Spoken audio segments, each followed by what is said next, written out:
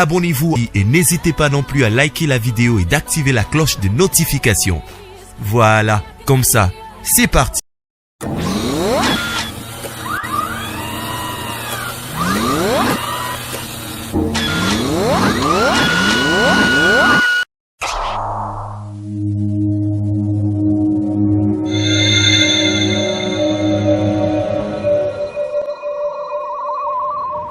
La voix du peuple, oh, la voix du peuple, oh, c'était bien, oh.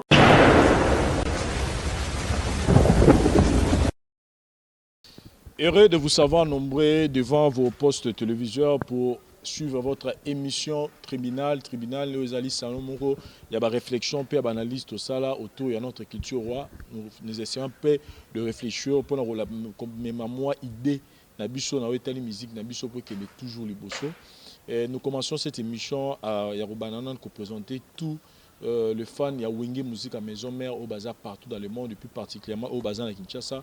Ma condoléance nabiso parce que déjà lobby corps il y a ADT ya Kimpuye Komaki et c'est avec beaucoup de larmes des yeux to yambi corps wana moi personnellement nazaiko lo bango kaka mais lobby na okai penza pas chouana ko bungisa moto ozaki na bien bosola à tout moment en tout cas de tout cœur toujours continuer toujours ko présenter ma condoléance à biso et puis courage na Wenge musique à maison mère et puis particulièrement na les rois de la forêt ranson o asili bon ko bungisa moto azaki vraiment proche na ye mais les loto ye parce que to landaki biso nyonso interview oyo Papi Moma a accordé qui na Motona Tembe héritier Watanabe et c'était hier dimanche par rapport il y a un propos na yo lobby na maison mère place au Yaouta et puis na ADT Yakimpui en général donc il y a eu un peu beaucoup des zones d'ombre plutôt bah tu belé bah mais peut bien abisso mais tu un peu to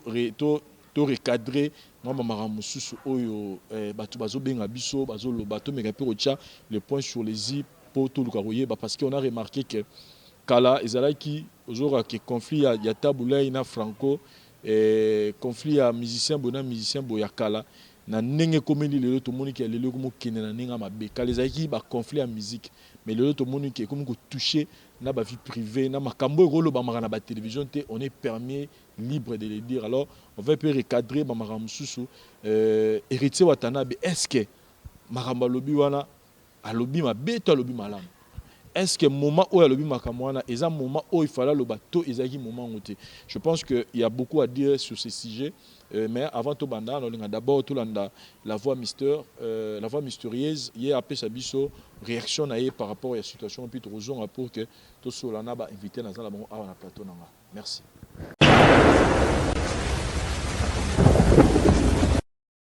maketa tana la samba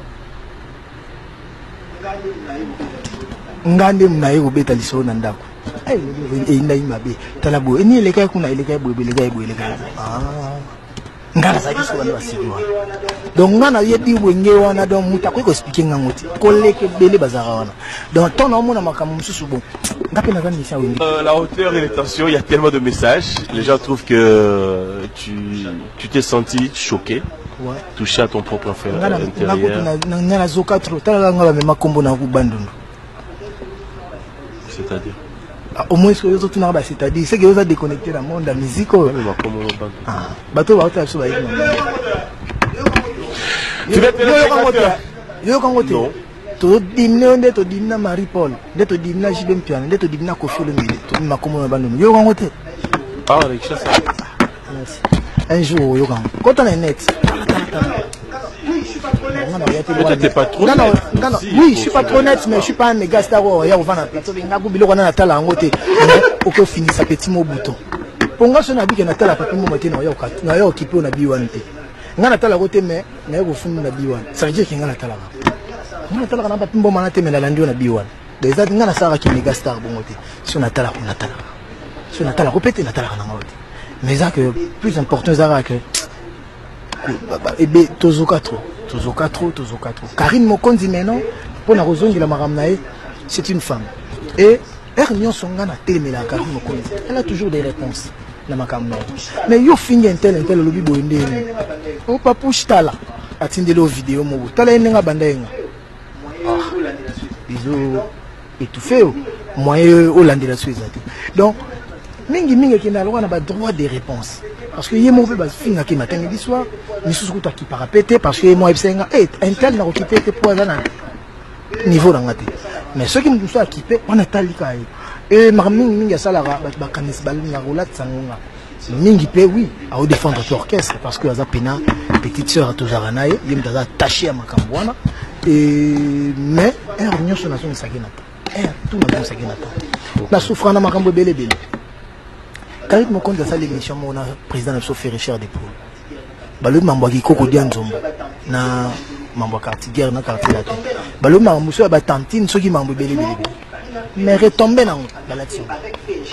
Mais du moment où Karim a fait l'émission avec Fé Richard Depoul qui est un grand leader de mon pays, on va proposer faut et engager Kaka. Quand Héritier a quitté Wenge Musique à Maison Mère, il nous parlait de qu'il veut ramener une nouvelle vision, une nouvelle touche, une petite touche nouvelle dans l'atmosphère de notre musique. Alinga a ramené moi idée à Sika, a ramené moi esprit à Sika. Moi, personnellement, je ne m'attendais pas côté artistique parce que à 90%, je savais au moins ce qu'Akoka représentait Bissot parce qu'on avait déjà l'idée. Il y a l'album, il y a Nzembo Achana Maison Mère et tout.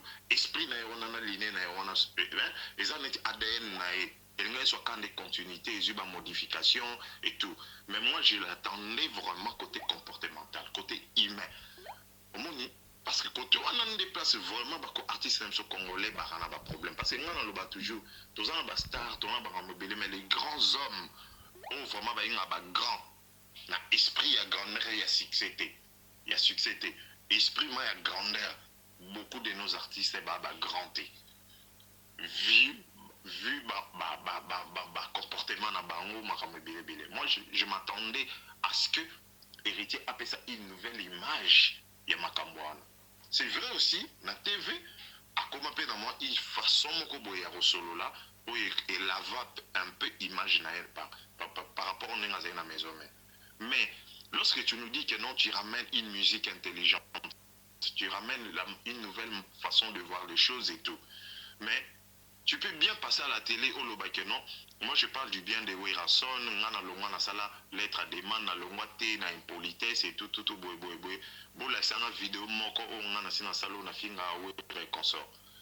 Mais c'est un peu simpliste de dire des choses comme ça, parce que Werapé, à quoi les gars la télévision, à Lobake, non? On a hypé, na kota polémique, bon, là, c'est une vidéo, on a sina finga, moutou, na loba mabe moutou. Mais tout le monde sait que Werasala en gote parce qu'il y a Sankara qui fait ce travail-là. Et c'est pareil, Héritier P, à quoi le babon parce que Karine Moutasara Moussalawana. Il faut nommer les choses comme elles sont. Donc, moi personnellement, je ne trouve pas important, Héritier à Kokaro, c'est qu'on s'attache à Babongo. Je ne trouve pas ça important. Parce que l'album d'Héritier, artistiquement, rien à dire. Ah, ça a un très bel album. Mais album, on a essouffrant et l'eau image et Héritier. Et les problèmes et les actualités qui faisaient Héritier n'étaient pas attachés à l'album, mais étaient attachés à des choses extérieures de sa musique. Bezia, Héritier, et Zalra, or Moussalanaï. C'est ça le problème avec lui. Et album Wana, et j'ai un problème est belé par rapport à Elokoana. Mais je me demande toujours qu'est-ce qui fait que ni son entourage, ni son producteur, ni ma master, tout le monde ne va comprendre Elokoana que ce que nous sommes en train de faire, ils ont nuire dans produit. Parce qu'on comprend Elokoana. Parce que je peux te donner un exemple. Émission Basalaki Lobby a parlé sur musique naïe, donc mon qui mais va parler ming naba biloko eza périphérique quoi makambo eza ya libanda et ça a toujours été comme ça avec Héritier 90 minutes à maramba oloba on est 45 minutes et qui ne maramba polémique maramba ya libanda et on lui pose des questions pour d'autres personnes à répondre à la question maramba bato mususu mais makambo ya vraiment produit na ko lançango te. Il n'a pas besoin de ça. l'évolution autour de l'évolution ici est comme une nengebele vision à magambo ici changé héritier il fallait azala actuel aza jeune où il faut l'élo ami pesa na musala na ye et c'est très important il n'est pas obligé kaka ala na ba maison mère wana parce que kolanango est systématique bato ebele balobanga oyo héritier alandaka te parce que héritier répondaka te mais non parce qu'il y a quelqu'un qui le fait à sa place cette personne qui le fait là azo aidé été la preuve en est que azo soit tant espace ebele na makambo na ye imaginez hein, parce que non peut ce exemple mon boy et ça un produit mon boy oya ba yogurt oya ba français un produit français ba benga Danone produit wana et zala presque partenariat na Zidane ezaki Zidane incarne avec quoi incarné produit wana parce que annonce en était publicité non mais lorsque Zidane habite à Materazzi coup de tête devant des millions de spectateurs devant toutes les chaînes du monde devant le président Chirac batu belebe bazana batala le lendemain article moko bimara oyo ba explosa ka Zidane ezala ceux qui a Paris match na ba sauter ce journal Le Monde quoi na ba sauter ba explosage Zidane donc na niveau moi on raté et comme bateau bazana ba service à communication il y a compagnie on a Danone et tout bazu fuite à l'avance que journal le ligne bima bobe bazu copie na mangambo belebele documentaire on est à YouTube et c'est le patron de Danone moto avana le belango alobi que on a travaillé en coulisses pour to kokako retirer journal on a marché parce que Zidane incarner l'image de notre produit et ça allait jouer na psychologie à client na biso et ton a toujours baissé à peut-être 10 15 20% il a marché na biso donc il a fallu tout bunda pour na parce que Zidane azaki neti image à produit wana c'est ce que moi j'ai toujours dit aujourd'hui héritier nos artistes là bazane neti ba benga ba produit héritier ba tekaka donc tant ba dadi mona ba leka na télévision baté kakane produit wana héritier Watanabe mais héritier Watanabe son image est incarnée par Karine Mokondi. Qu'est-ce que Karine Mokondi véhicule? C'est vrai il y a des fans qui sont derrière Obaku Misaka mais de quels fans? Parce que ba fans wana tolobara wana les artistes congolais ont la malchance de vivre dans un pays qui n'a pas de pouvoir d'achat mboko eza pauvre où les gens ne sont pas bien éduqués, ne sont pas éduqués, bato bazana ba problème à santé, bazana ba problème à logement, bazana ba problème à mambo belebe. Et ce sont ces millions de personnes là au baku misaka yo. Au finish, qu'est-ce que toi tu gagnes? Tu gagnes rien du tout. C'est ce qui fait que Baptiste Congolais, après autant d'années de service, soka beli broyo ka maman livre tel la biso likambo. C'est pour la gens à bilo quoi. Parce que de vrais fans, au ba somba disque, au ba salamambo, ozana bango na noté. C'est ce qui fait que tout na karato bimisa album et cartonna oui na iTunes aux à la 40e na classement la vente pendant tous ces temps. Bah c'est poser la question non? Parce que le vrai côté du bon côté où il s'allait que bato basala que artiste ba kota ba larme comme belé na nous a cité. Nous a assis par bateau bazo landayo ou les gens qui n'ont pas de moyens et tout. C'est vrai, ils ont ça la visibilité sur le concept bateau belé baillé. Mais pour quelle finalité? Concert sorti déjà 10 000, 20 000, 10 000 francs, c'est combien on a? Ça fait combien de dollars? Ça fait 10 dollars. À tout ça, les 1000 personnes. Vous gagnez combien? Donc, dans tout ça, son money, héritier doit réfléchir sur ça. Et il a encore un travail à faire. Donc, PDG, Danone, joue qui sur produit, et ça, là, qui est produit, et quand tu as problème, parce que l'image, il y a Zidane et cause à la salité, parce que celui qui a sali et quoi affecté directement produit dans le baron. Et c'est ce qu'est héritier n'a comprenant. Album héritier, moi personnellement, j'attendais album on est ça la succès net il y a pas droit chemin. Que carton Afrique Mobimba, que tout le monde Azal Madon unanime quoi. Azol que non, ces gars a frappé. Mais héritier, artistiquement, nickel. Album on ils ont problème télo monté mais artiste et album on a et souffrir image et artiste alors yé azan nengi ya mona makambaza philosophie parce que selon bango peut-être ndé bato baswa na bazofi na le buzz là ils osale bien azan kata actualité mais l'actualité il faut que le concept en peut bien qu'on crée concept on a bien qu'est-ce que ça te rapporte? Les lots Aza ambassadeur suprême, ceux qui y a nini, ceux qui y a nini, on comprend en route bien. Bon, Aza a devoir y a véhiculer l'image moroboye.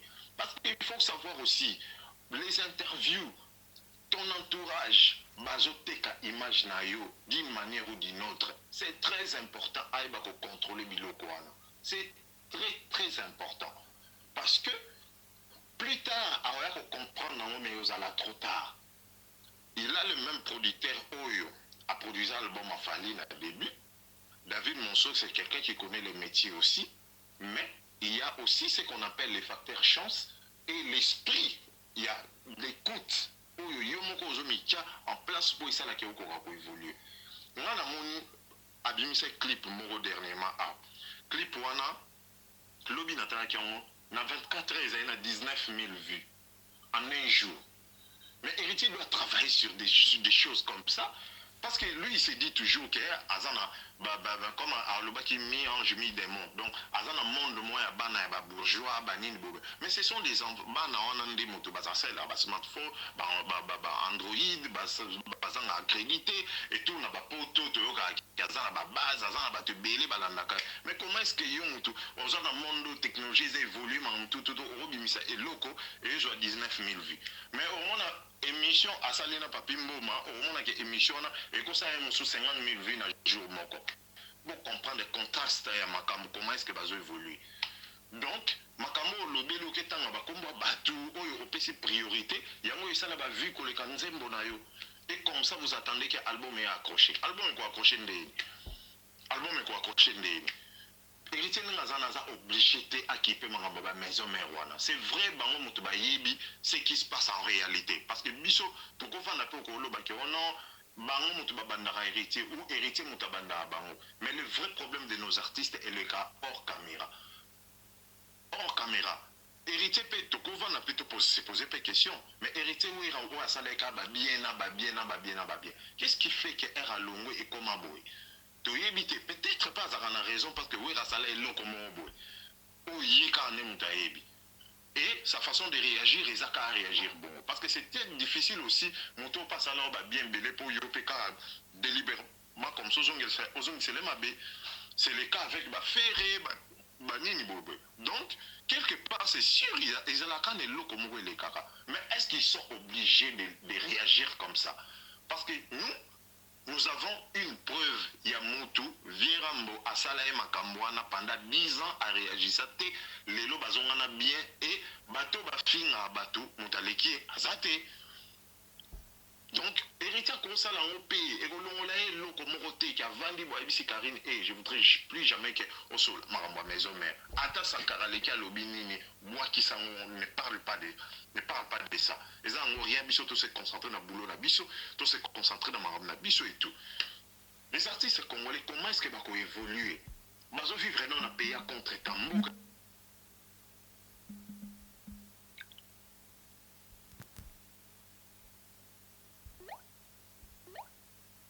Nous vivons dans un pays à contre-temps.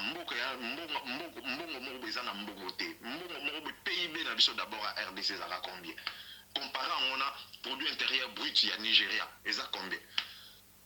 C'est le plus haut PIB, il y a Afrique, il y a Nigérien. Et pendant que ces gens-là ont évolué, bien que on a un petit conflit, mais il y a intérêt général les animes. On a mon tout fait.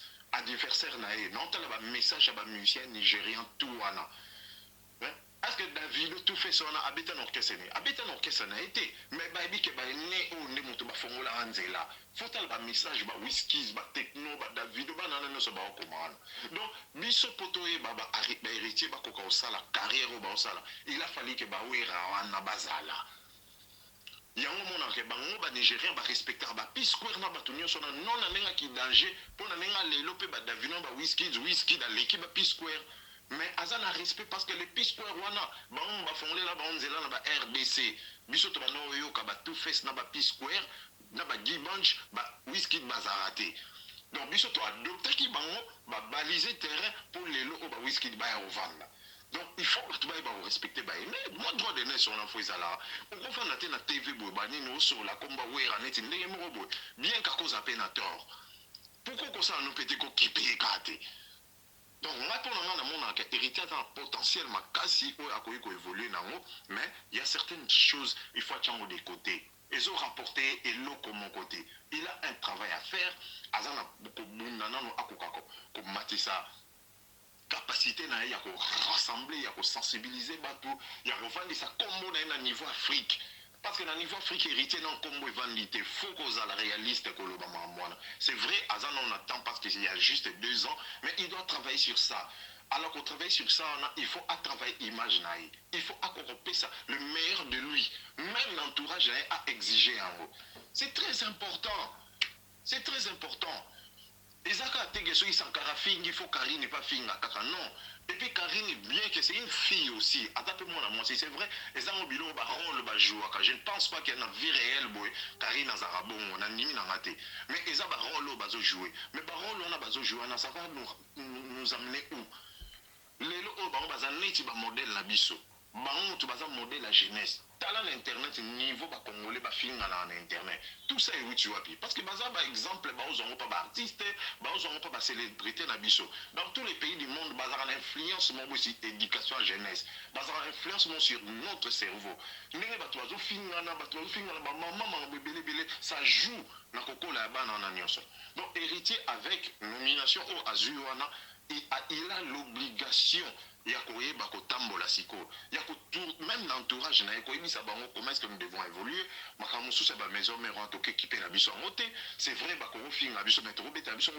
qu'on a le plus important au salle la preuve année fabriquer à salle à côté mais jusque là héritier n'a bêti l'eau à ma casse le qui a ma doté donc tu veux dire que Azana a besoin au sein de ma donc ben moi ça a succès à cause ça la peu bilo monsieur ça la succès à ma casse sans que à soit na bateau à cause ça na pété c'est vrai à la you maté ils appellent mon nandou les faux spirit ou pèse à la main certaines choses aïe bape ko un peu d'eau dans le vin ko calculer net ba kakol wana oli net na tevo calculer kakol tant kakol on s'appelle Michel bando finga et beaucoup mina ba clash yo kakol et aux 6 mois bon aux se distraire na maramon visati naté ok kakol la zane ka simple drôme yo sur ça l'évolution mon roboé donc vous en avez bien kakol la zane ti grand frère de mon ya ki tango bazana bango bien basola na bango bien et puis tant ba wanu finga na bon mena nga cité ba famille ba yebani ba mélange donc ba ça ba mélange wana te bani et ça oti naté donc moi ce que je trouve que c'était pas le moment héritier à l'obéla makambo ya ba wera bani ni vie ba matanga ba na et tout mais ils appellent contexte POYO Papimbo m'a posé la question et on ça les gars répondaient bon mais il n'était pas aussi obligé parce que Papia Tchaki peut mon qui était pour pas parler sur Yango donc ba sur makambo est plus important à l'école mais ça il est intelligent et permettre à avancer à télémaka c'est dit ça na maramona parce que il parle plus d'autres choses que de sa carrière et de sa musique et de son produit et tout. Parce que jusque-là, Nzembo Yamakasi, non sur le plan artistique, mais sur le plan tube, succès, les ABM. Donc jusque-là. Alors moi, je ne peux pas comprendre mon tenue héritier, à ça Nzembo, à ça l'album, à Bimisi 4 tubes ou 3 tubes dans 4. Je ne peux pas comprendre ça. C'est vrai, bah, succès, mon succès, on a Menga, Bazarana, dans la ville, on a besoin de Tabani, on était à succès. Mais succès, c'est vraiment un rabanocha micro, et qu'il y a Guinée. Salement 20 000 personnes à Guinée, il y a un des succès. Oh, Makambouana n'a pas amité. C'était la voix mystère depuis quelque part. Merci. Mais moi, je lui souhaite bonne chance pour concerner Abidjan. Et les cas bien tout, c'est la fierté de notre pays.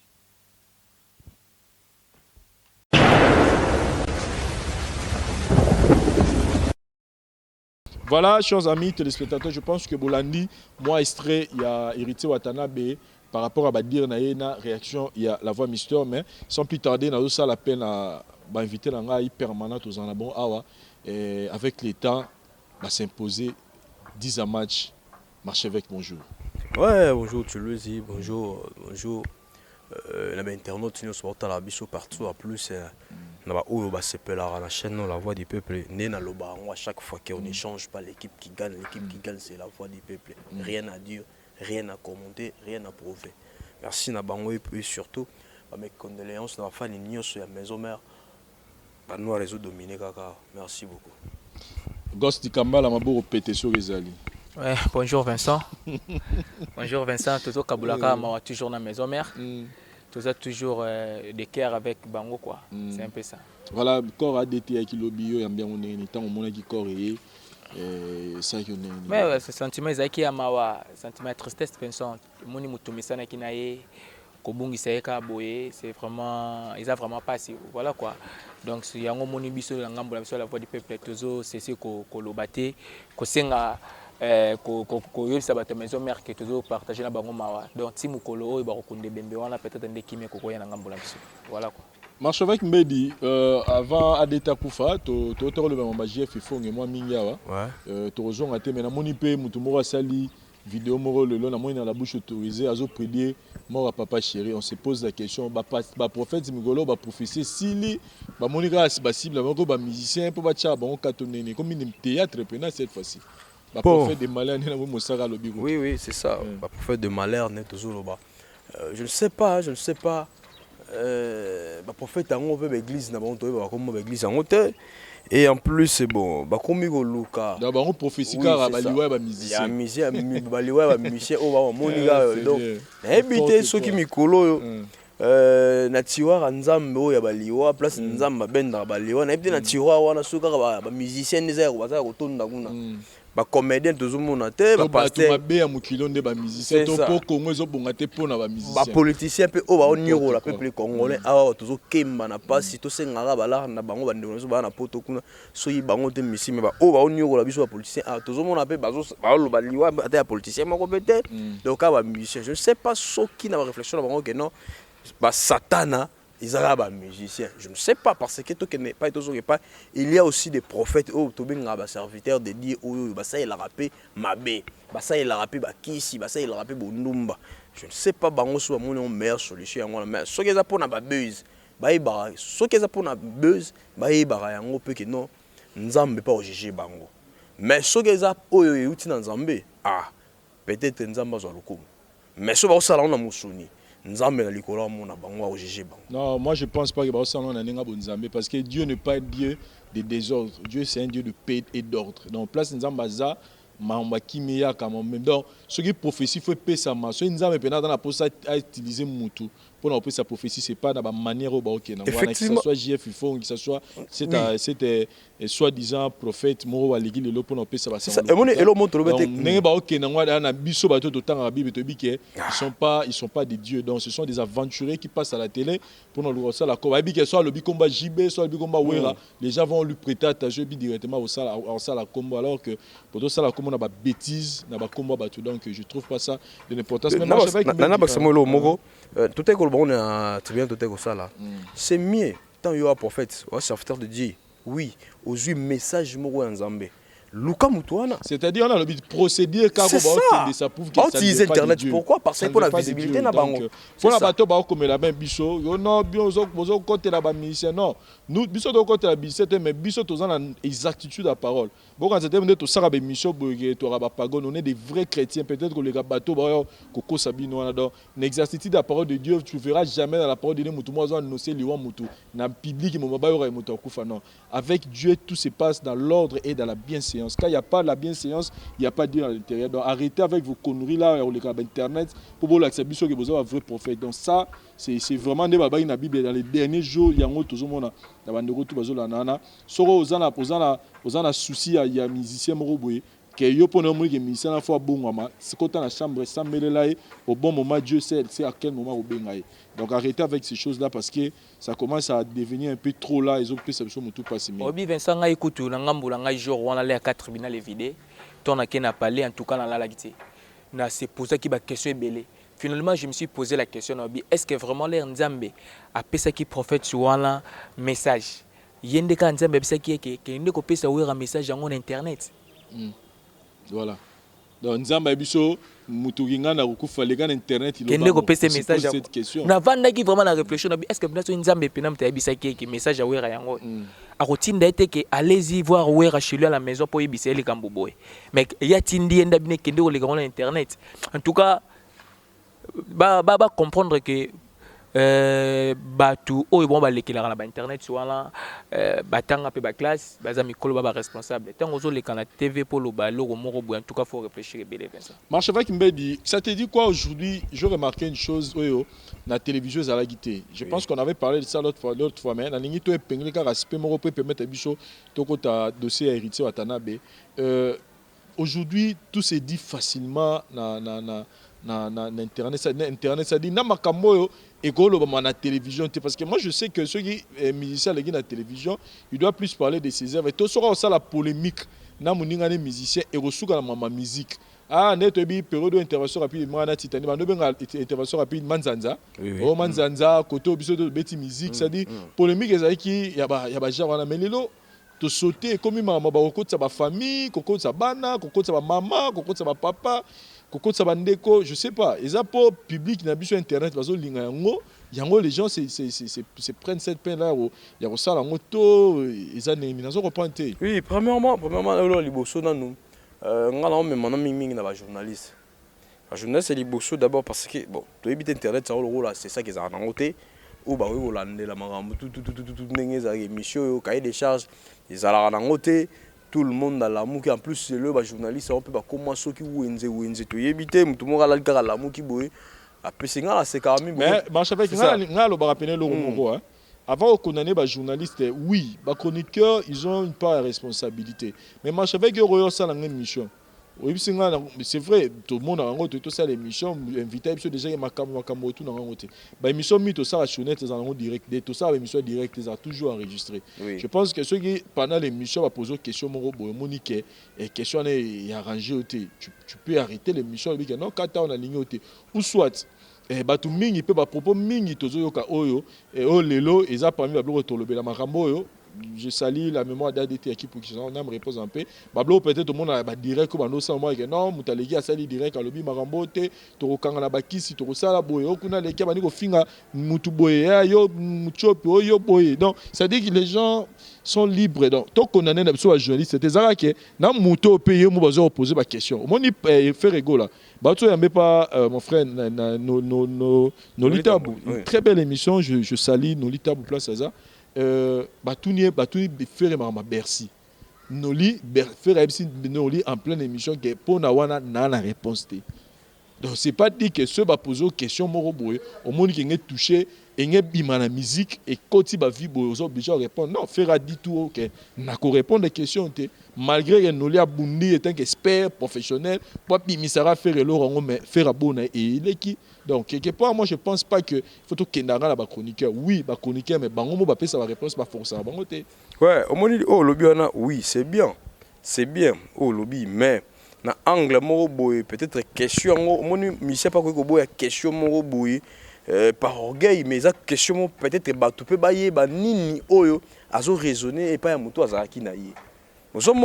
par exemple tant aboui peut-être qu'on répond des questions à Bercy oui aime sous mabe parce que si ko Bercy tout le monde que no ba révoquer été Bercy ba suspendai c'est-à-dire que ba fan o ya Bercy ba lingi ba position ya Bercy aza wapi ba ko ba par rapport à président Itanga Koloba akoloba simple non azana biso ou azana aloba ina suka ke aruiza n'orchestre na za sute wana to kende c'est ça yangwana na ona mona mieux oui ozala koloba yangwana voilà retournons maintenant avec le problème des héritiers Watanabe personnellement pour nayo hier héritier il était tellement franc personnellement pour nanga je trouve que héritier il était franc et quelquefois naro comprendre que on dirait franchise ya bolimbisanga ba fana wenge musique à maison mais parce que tu comprends na biso que ba fan tout ya orchestre bazana ba onde moro to ndo quand on dirait que ba fana BCBG ndeka bara te ba fan tout ba ma wande moro donc ce mugona lo lobi mabe ya leader na bango en tout cas aux elate ba betelo maboko so po jouer là donc bango balingaka malamu so jouer lobi mabe donc ya bolimbisanga déjà peut-être maintenant loba et c'est ça minoté mais moi je parle selon exactitude bon on peut pas comment ozo bang héritier to bang héritier parce que biso tout mutabe ça biso pe mes nzambe muta bang ça mutazala raté mais tozo marambo o ndengeza moi personnellement hier je trouvais un héritier Watanabe franchise a boy na erosala qui hypocrisie a lobi makambo oyo ayebi parce que na biso tout le baramambu ya tant le bar héritier Watanabe abanga wera te héritier Watanabe bo héritier Watanabe batu tout le baramambu wana personne avant na wera son de l'héritier Watanabe wana tout za la pena clair biso tout le monde a wera na musika biso tout le monde a maison mère na musika mais moto ayebi maison mère nenga bima libana lo koleka héritier na biso tout à la raté donc mara mususu tso ndongo na biso zo loba tout le monde a teka ke te wera nenga zwaka ye boy non tout le monde a ba angle wana te parce que mara mazo loba eza kwanga nde na vandi boye na ebike nde dans boye marché avec ceux qui marchent avec un chapeau et ça rapporte na boy bobo avant tout mon émission te préparons biso misa tout donc mara musu ceux qui na okiango marche avec avec celle qui a mon place mon ebi ke nenge to sola mambo ezara donc héritier watanabe aibi cuisine interne ya wingi musique à maison mais o ezara ke ceux qui azolo avec franchise tous auront en Angleterre go non azana ingratitude envers eux parce que na ba propos na ya lobby moi je n'ai rien trouvé il y a ingratitude j'ai trouvé plutôt un héritier watanabe qui veut être sincère et franc na makambo azo mona bazo sala e place ya wuti po ayebi ndenge makambo bando sala makuna po azala pe a contribuer na makambo su bando sala ma tango azala kuna marche avec Mbedi réaction par rapport à ma propos héritier en général. Merci beaucoup, merci. En général d'abord oui, avant tout taba déter Mickey. La propos héritier oui, merci mais ça fait très mal, ambassadeur suprême de la paix. Ça fait très mal, ambassadeur suprême de la paix. Président Jibem Piana, on ne fait pas la fête lorsque ça brille chez les voisins. Papa Chirim Taloba Yango. Héritier Cause en a raison. Maître suprême, ambassadeur suprême de la paix, Cause en a raison. Mais alors, à lobby, ma moi, na moment ni, na temps nini, c'est ça, tout ça clair. Oui, à cause on a raison, mais il faut la temps nini wa ko la makambo. Lorsque place na yo uta, na moment wana bana bazo lela. Ba okita maya misu. Et ça kaka yemo na zonga na nzembo na ye, na nzembo ni mo aloba lobi aloba nazo buka immeuble ya makanisi. Obakiseli nga brique, oui, c'est ça le wablo. Oui, brique à douleur. Nazo buka immeuble ya makanisi, mais obakiseli nga brique à douleur. C'est-à-dire que Azaki n'a pas de problème, ça fait très mal. Par rapport à tant c'est ça, je ne sais pas, ambassadeur suprême de la paix. Mais non, tant Zora de Bilangwa, Abengi Kakol Nani. Abengi lâche. Lâche. Abengi Kakol lâche. Et puis je sais, il y a un journaliste, Moro Loba Mabé sur Héritier Watanabe. Journaliste, Moro. Alors, ma bémo pour héritier watana benga ga impoli héritier c'est plein les locaux wanate. Vous comprenez c'est plein non parce que mon ango est comme un joueur. Mais tango benga mutu peut-être ozaki chef na obiso donner soin de romona ou benga lâche. Je ne sais pas à s'attendre na nini na kakol. À s'attendre nini na kakol. Faut que luga yeba pour héritier watana ba comme na niveau benga lâche. Ezate héritier la mugi na tongora bu manka faire aye papa pi mo no benga penda. Mais on benga mutu lâche na TVT to yebi à propos OEP, propos parce que moi en tout cas en point que je me trompe, c'est pour la première fois là mon héritier à s'adresser na Kakol et mais biso no to yebi ba propos ni Kakol a tena contre héritier. Mais donc quelque part so eza wa mutu mo ran kesara monique il faut loba. Parce que tant yobi que ya monique abengi Kakol la chomonyo ma parce que la Kakol a benga game pour. Ça si c'est tant obi en kesara. Tant en est en question wana, j'espère qu'il y a des ambassadeurs de la PT. C'était le moment où peut-être un gabi misango. Mais les temps comme ambassadeur suprême de la paix. Tu préfères Yakobi Misa rancune moko au bomba na motema na moment oyo au commis ambassadeur suprême de la paix. De la paix. Non, parce qu'il faut y avoir contexte nini babimisi likamwana marche avec. Nous tous nous le savons que matanga ya Moni production ezaki babimisa qui image héritier watanabe moi na mabe na miso abatu. C'est l'image qu'on a donnée à Nabatu. Que héritier moi na mabe aye amoni wera beti wera kara. Mais makambo esalami po babete e kara ba lobeli yangote. Ndenge ba boyaka kota na porte, ndenge ba compliqué pa yati ne bemana ba lobeli yangote. Mais ba lobeli kaka ndenge apesi mbote. C'est-à-dire cause ba lobeli kaka conséquence. Yango ye il a le plein droit ya s'expliquer parce que azana besoin pas protéger pe image na ba mona été. Ça na si c'est logo. Na aussi faut pourquoi alobi yango par rapport à contexte parce que quand on a contexte on a yango papi encore la 5e émission, moi je me souviens dans Elenga Congo, où il a traité Héritier de tous les mots parce que il est salama. Alors que cause des ala qui ba boya qui ko koti ça d'abord on est bandé. Na si ça kaka non si ça kaka. Le pena la lingi, tous aura part il y a maison mais tous à peine au millier. Oui, mais sur tali émission on a 80%, 90% à l'obel qui est du maison mère. C'est ça on a la zone méga côté on a. Sur tali ça fait très mal. Ça fait très mal. Na kaka émission on a. Auti koloba 140 ans azolo ba mama be azofinga batu ba monaki amono balbara toute vérité n'est pas bonne à dire quand même. Vous comprenez, il y a lobby à monaki en tout maintenant maintenant auto zolo te ba te ba ki ngote. Vous comprenez, fait ça, ba te ba ki ngote. Ba ki ngote mais tant lobby on a écran. Mamuto tele me la je vais fonge wapi.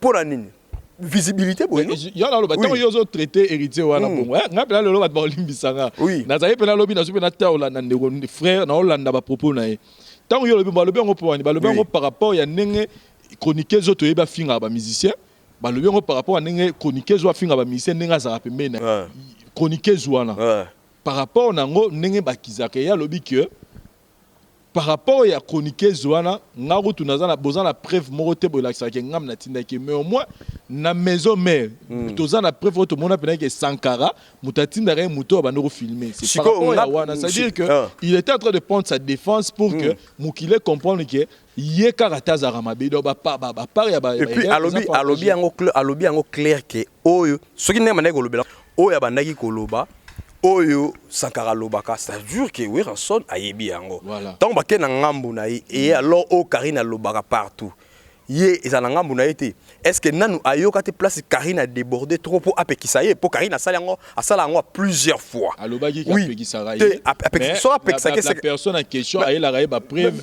oyo la sara mona ke moya guta ba sur le bateau ba banda kinga ça bon voilà c'est loin te tant oui azoloba ke non eza Karina sala ngombala oui so Karina sala ngombala moko ya vandi ayoke la songa gangele atika là ça va mais Karina multiplier yango afinga kaka tant oui aza pembeni na yi a comprendre que Karina finga kaka c'est que azaka content nango Bosco ya maison mère point ba pekisa pardon la même Karina bokona na ga ya héritier Bosco ya wera na Sankara awanga na ndete awanga te héritier watamebe au moins place la maison na maison mais wera ndimango est-ce que wera ça ndima ngam na tina Sankara ya c'est que bazanema pourquoi il se débarrasser nango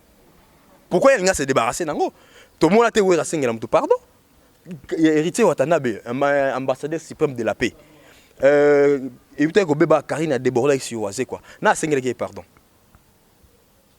ce qui concerne qui était à ça pourquoi parce que Karina Pembele on connaît plutôt yebi que d'abord qu'est-ce que sur lelo ils ont la soldat moro focha mambo il ga yebi yango surtout qui na BCBG na minute au c'est Mosaka soko simi papa chéri au juyayo na maison mère c'est Sankara et pas héritier watanabe ambassadeur suprême de la paix et pas na c'est Karine Mokonzi ils a stratégie au héritier ou na maison mère a stratégie maison mère a fonctionné la loi maison mère donc c'est ça dit beau traité parce que ils ont yango ce que que ami longola ndete voilà Ghost Kambala point de vue na yo par rapport à propos à héritier parce que Marchevêque a lobby que il peut avoir raison mais le moment a été mal choisi.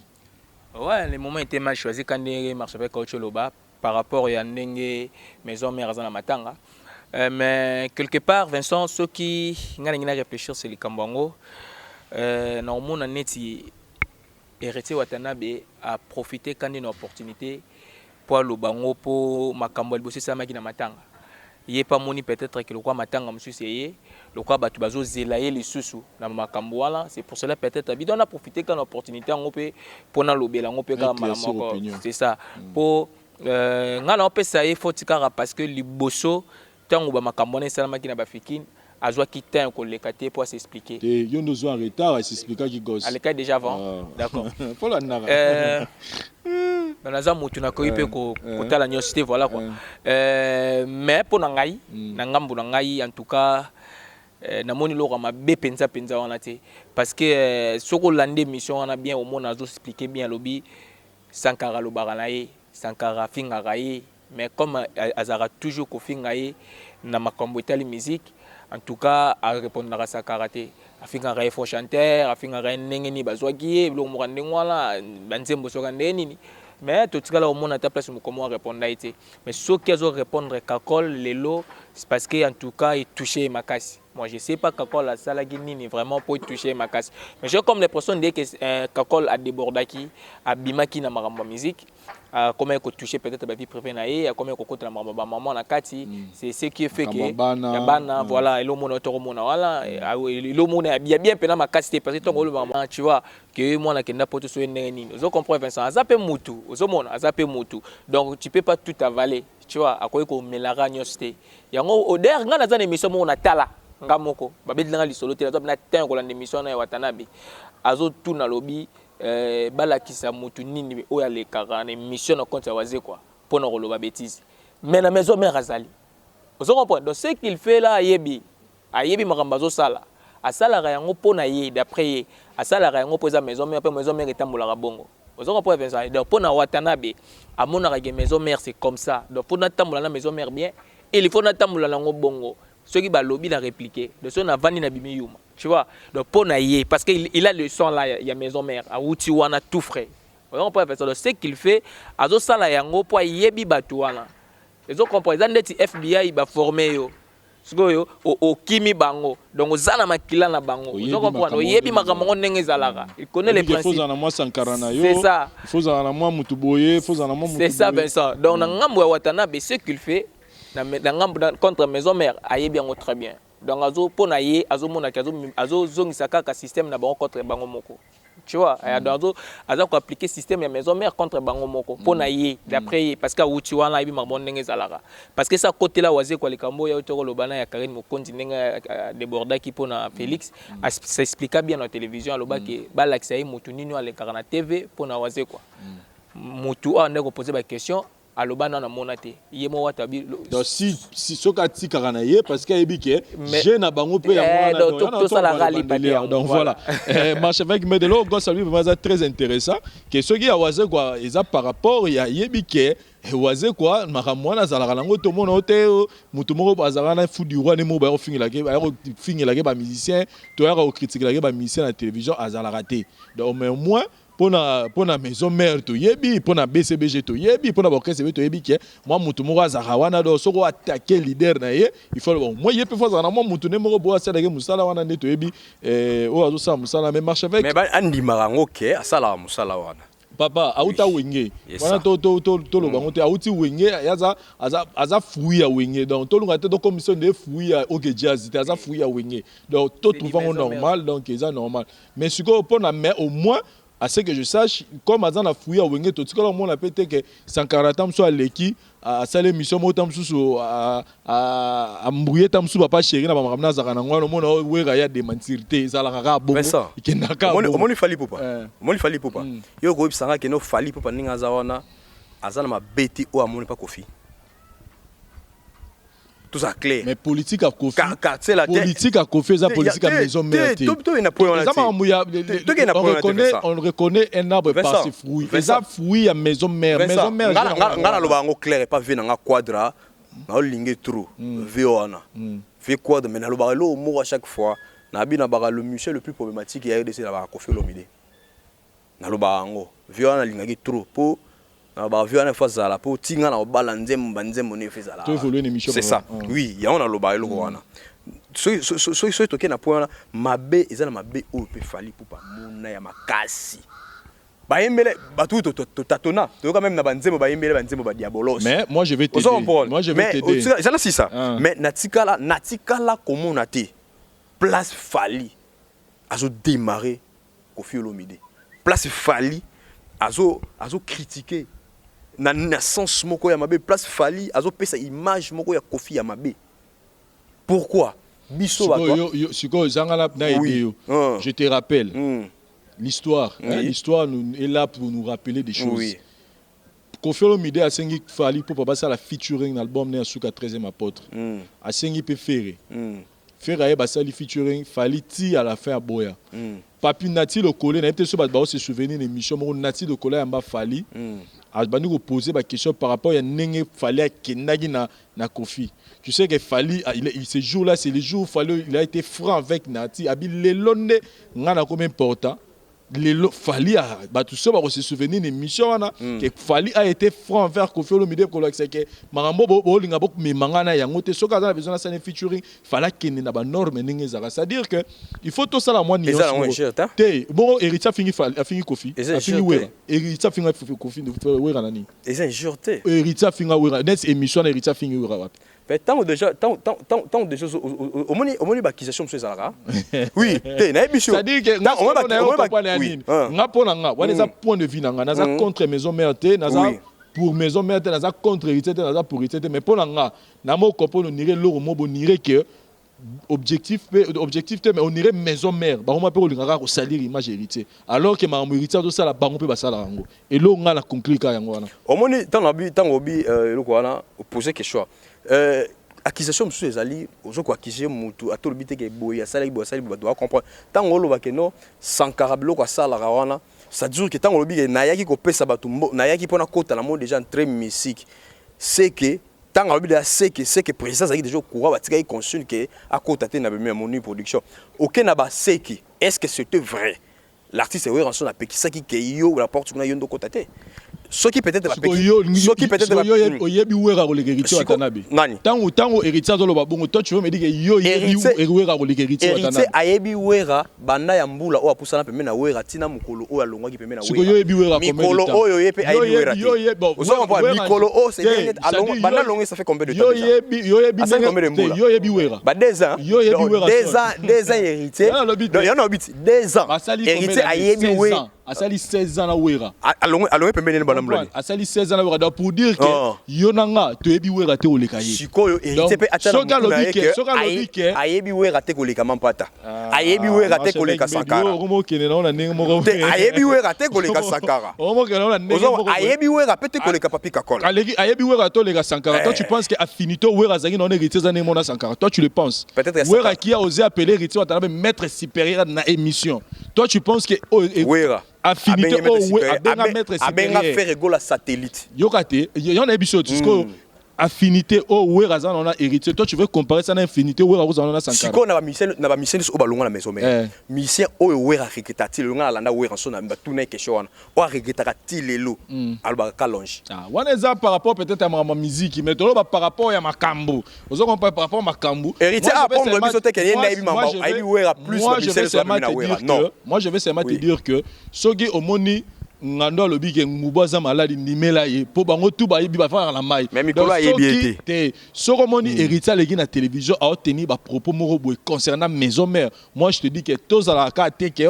ote alingaka wera te ote boy boy te tokeba na temps nini on tozoloba na temps nini au moins l'homme na début na note koloba et ça héritier ayebi mamba belé ya maison mère koleka biso tozalia mais ce na oh yo peut-être oui mais ce qu'on a début na loba nini na baki na temps nini pena pesa qui c'est au papa Chara Loba abi on fait pas la fête lorsque ça brille chez le voisin moment nini mututa ngana problème même temps avec Loba mabe sur ADT équipe ADT équipe ya sala alobi mabete a rappeler Marabo ADT Loba sala oui attends à rappeler pendant tout ce temps a inventé les oui to lobi vrai attaque ADT à sala sala pendant moment au nyoso ADT équipe ya sala qui en vie poni Loba ki yango te aye koloba non moment oyo ADT équipe ya kombe bembe akangi muno ka koloba suti parce que ils ont un droit de réponse on se comprend ça fait très peut-être c'est toi qui n'est pas ça va bantu héritier a fait une émission avec Juvenal Kibala moi je me souviens de cette émission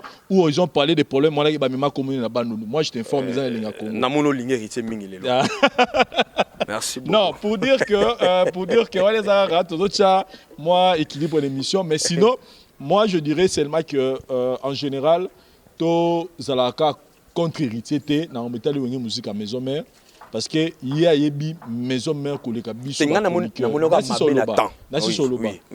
C'est tout Zalaka contre héritier karaté, na mametali maison mère pour y a une maison mère qui est biso à Watovandi.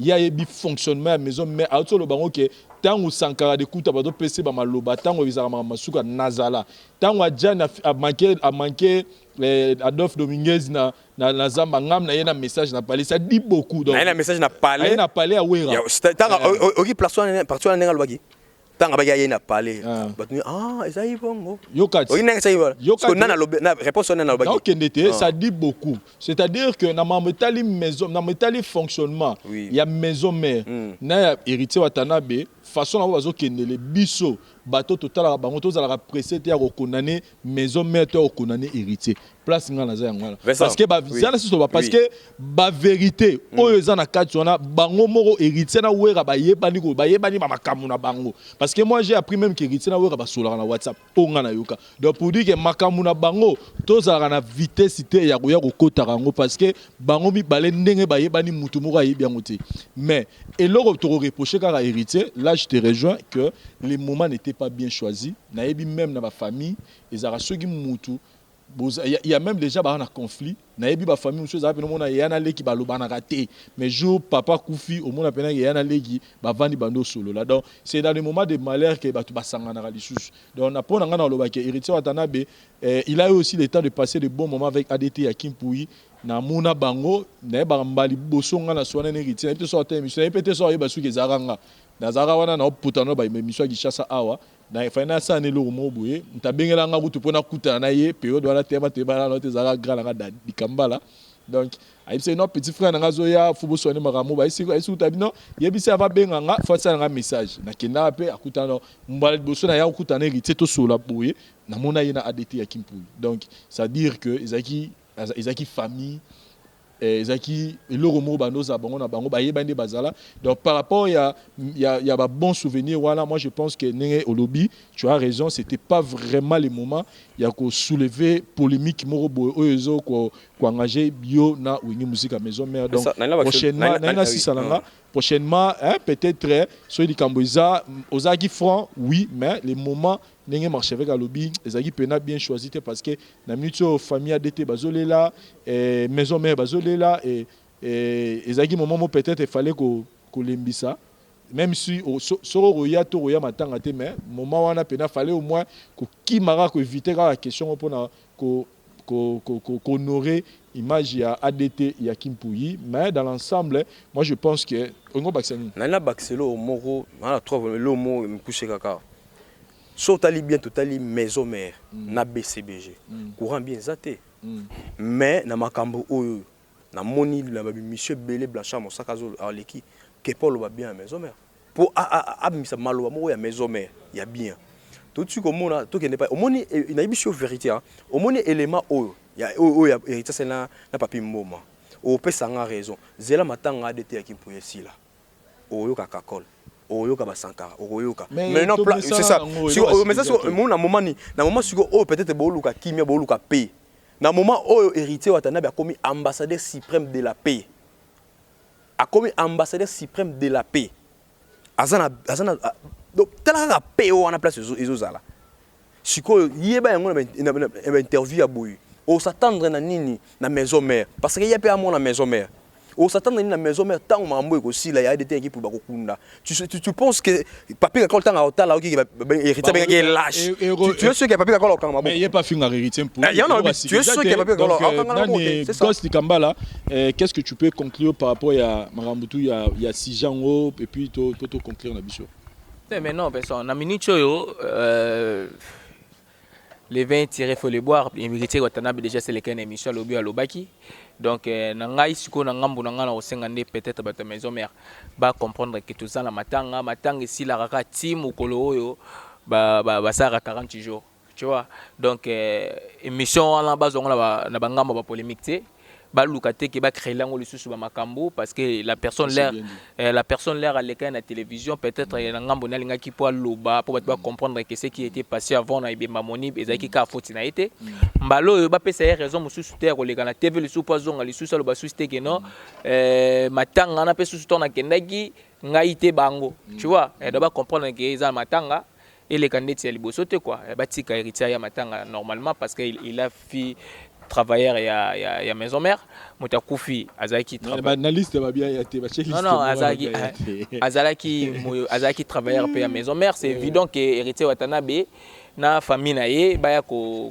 rendre hommage à Souka et pas à parce que bazoya matanga ya DT il y a famille ya DT non ya wingi musique à maison mais faut te comprendre voilà donc on a ko le baga na ngambola nga yango la maison. Voilà chers amis téléspectateurs, je pense que là il est temps de bien parler. Donc je venais de dire ici je suis pas venu citoyen au sala et tout le monde et mission a été équilibrée, c'est-à-dire ce qu'on a compris c'est que biso bato tozana ka pour condamner kaka héritier Watanabe tokeba parce que cuisine interne na otolo ba bayebani koleka biso toyebi biso total à bana musique total à bana clip peut-être au PC mboto va 30 minutes mais bango bazwa ba temps belé bayebani na kazo tozalara pressé te à condamner ngambu héritier to ngambu ya wera na makambo toyebi pe na katité parce que bango bayebani koleka biso voilà et puis na ngambu ya héritier Watanabe quand notre loba le moment peut-être a été mal choisi pour l'instant tous les la ADT à Kimpouyi au ça bien mais au moins tu as été franc franchise nayo en tout cas batuba eza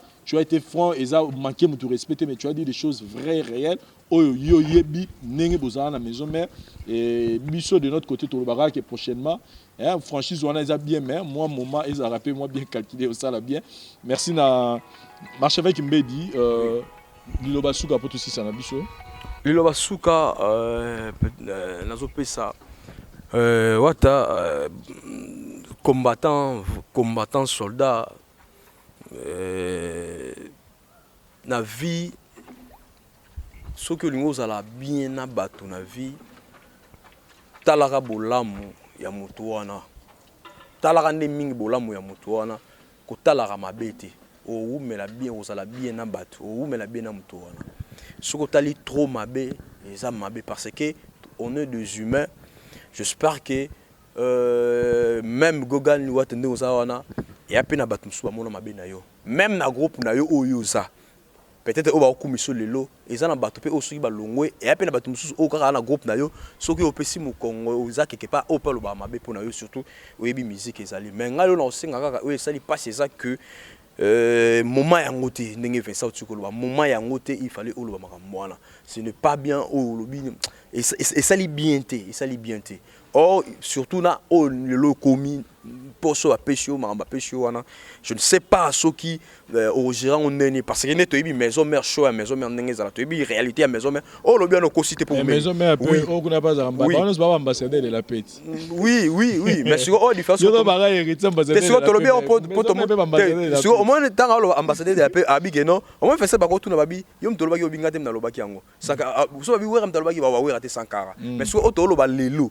héritier mtalobi ambassadeur de la paix ambassadeur suprême de la paix ndem mtalobi yango so ça Karine Mokonzi o aza ya côté ya nini ya tonge to loba ngo bongo te mais tant to lobi boye par rapport ambassadeur de la paix suprême yemo na lobi yango yango moni to lobi so ki pesa ki we ransom mtalobi mona yemo to taki la we ransom c'est ça on a ko baxer voilà moment ya yango te ndenge papa chaka lobaka on ne fait pas la fête l'eau s'abri chez les voisins voilà c'est ça mais rappelle mon na fête mo te sa ki wana merci na bande retour botali émission yo je vois Etienne Ferry Mozango, le très spécial du président Adonis Ngambani, place Boza Bambote Nabino, Julie Kitima, la grande dame des États-Unis Mbotenayo, Babi Mwaoyo, Tozo Sisango Lelo, avec le prince Aurélien, Julie Kitima, moi Nabino, bon anniversaire, et puis pour Nabaneo et Tikali, Tika Mamala, moi continue aux anavi Nabino, Pemeni ya papa, le président Adonis Ngambani, et puis merci na Raphaël, toi mon ami, et puis na le président Kadi Mamou Kendipe na Ratsa Dubaï wana maire na biso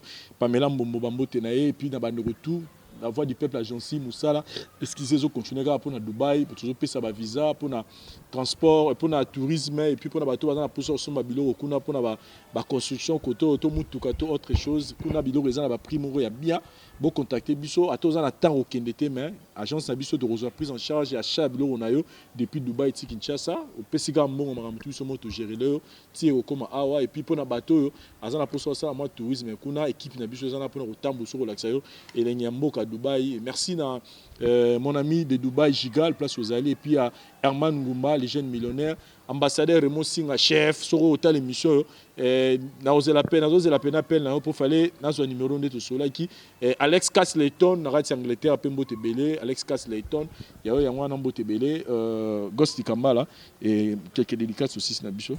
Ouais, Vincent, on peut savoir merci à 2 ou 3 personnes. Na Belouz Ndobe, Motema Martin Toumba, Maman Clonie Kitosi, Junior Nzapa, les Lillois bourgeois, et puis na Benin Nzila, l'infirmière en chef, et na Dakabang Olivier Nangola, quoi, voilà. L'archevêque. Ouais, merci. Merci. Iziboula Migolo de Zoutchaï, non, Noria, à Clotirara. To Bandina, la Gignon Pongo Aigle de Paris, des choses faites, Gignon Pongo Aigle de Paris. Il y a eu un moment où Mbinga à Paris, à Rayo. La pêche au mot de place aux alliés. Pourquoi pas penser à maman Séraphine Dembo, la femme de distinction, moi si à Bokeseni. Séraphine qui toque, Séraphine va beauté, va bon séjour dans une carte à Kinshasa, Awawa. En tout cas, qui toque au moment Séraphine Dembo, la pêche au mot de place aux alliés. On a pensé encore à Ornella Mba, la légende, la femme la plus courageuse de la diaspora. Ornella Mba, la légende de Maï. La pêche au mot, pourquoi pas penser à Diesel la London City, Diesel la London City, son autant à na souka na bara motomoko bien, motomoko malam, Diesel la London City, motomoko bien, motomoko malam. Et pour finir, Yemoko, et pourquoi pas Tamkar, le fils, l'homme le plus puissant de la planète Terre, Tamkar, le fils Yangwana Yayo, sans oublier le tenant du titre, le premier de l'école, l'ennemi de la galère. Papa na Branciton Boulana Peñel Boula. C'est qui? C'est Rizi Boula Matiti, le tenant du titre. Merci beaucoup, Nayo. Merci, Rizi. Merci. Ouais, Vincent Langena Bossana, Massalanga Zoya, Zota Paris. Dani Tamboué Djogwa Suisse. Motema ya Maman Iget Mondabi, voilà. Voilà la robot santé, voilà. Et on a zongina rappelé pour na n'abissé qui n'a osé là, quoi. C'est un peu ça. Voilà, par où c'est ça au caméraman assuré. Merci pour Nabilolo assuré les bisous. Tout le monde a souka ya émission na bisous. Tout le monde a ni prochainement à Wanakasa la voix du peuple. Merci, bye.